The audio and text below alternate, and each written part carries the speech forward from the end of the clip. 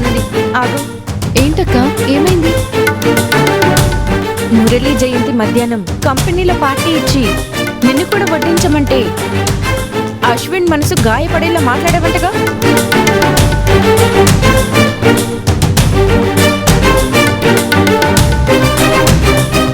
దాన్ని చూస్తావేంటే, నిన్ను అడుగుతుంటే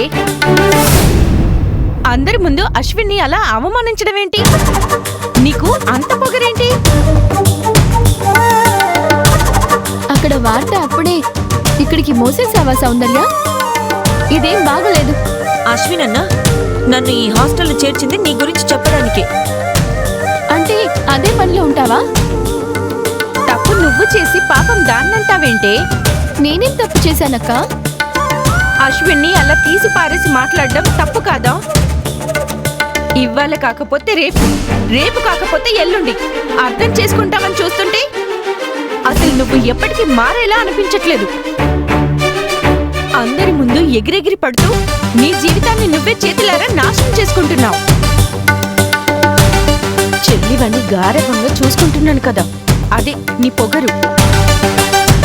నువ్వు నీ ప్రవర్తన ఇలాగే ఉంటే ఆ తర్వాత నిన్ను కొట్టి బుద్ధి చెప్పాల్సి వస్తుంది. అమృత, ఆనంద్ మీద ఎందుకింత కోపం? మేడం, ఇదేం చేసిందో మీకు తెలుసా? అంతా విన్నాను. ఆనందితో నేను మాట్లాడాను. మీరిద్దరు లోపలికి వెళ్ళండి. అది కాదు మేడం. లోపలికి వెళ్ళమని చెప్పానుగా.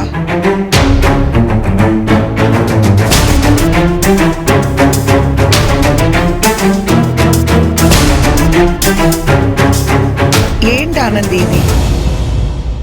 అసలు నీ సమస్య ఏంటి? మేడం గారు, నాకు నేనే ఒక పెద్ద సమస్య.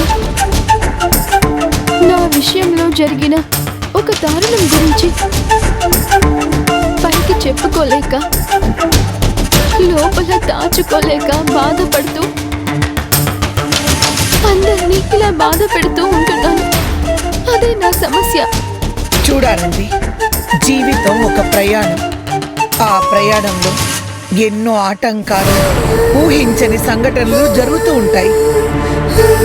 వాటిని దాటుకుంటూ పోరాడుతూ ముందుకు సాగాలే తప్ప ఇలా ఒక్కచోటే ఆగిపోకూడదని నీకు నేను ఎన్నోసార్లు చెప్పాను. అయినా నువ్వు ఇంకా ఇలాగే ఉంటే ఎలా ఆనంది?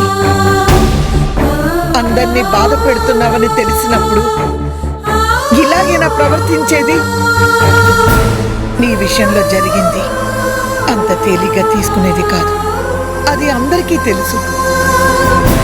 కానీ దాని గురించి ఆలోచిస్తూ నీలో నువ్వే కుమిలిపోతుంటే నువ్వు ఏమైపోతావని మా అందరి ఆందోళన. సరే, నువ్వేం చేయదలుచుకున్నావో చెప్పు.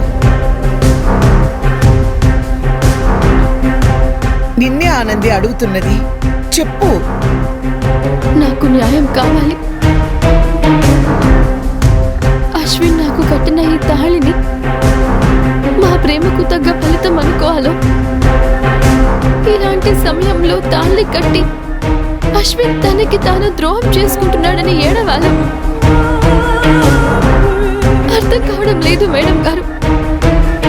నన్ను, నా కుటుంబాన్ని నడి వీధిలో నిలబెట్టిన ఆ నీచుడు ఎవరో తెలుసుకోవాలి. ఆ విశ్వం గాడు ఎక్కడున్నాడో తెలియాలి. వాణ్ణి పట్టుకొని ఆ రోజు ఏం జరిగిందో వాడి చేతే బయట పెట్టించాలి.